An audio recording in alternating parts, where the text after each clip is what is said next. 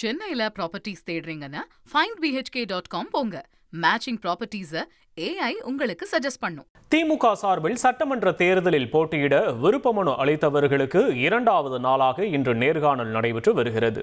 அதில் அதிமுக சார்பில் 3 முறை முதலமைச்சராக இருந்து சமீபத்தில் திமுகவில் இணைந்த OPS நேர்காணலில் பங்கேற்றுள்ளார்.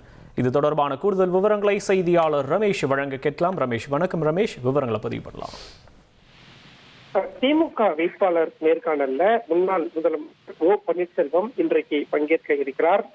திமுக தலைவரும் முதலமைச்சருமான மு.க. ஸ்டாலின் ஓ பன்னீர்செல்வத்தை நேர்காணல் நடத்த இருக்கிறார் அப்படிங்கிறதும் முக்கியமான ஒன்றாக பார்க்கப்படுகிறது.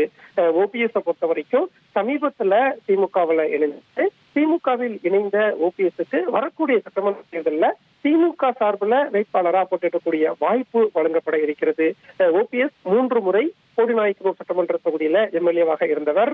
அதிமுக அமைச்சரவையில அதிமுக இருந்த காலங்கள்ல 3 முறை அவர் முதலமைச்சர் பதவியும் இருந்திருக்கிறார்.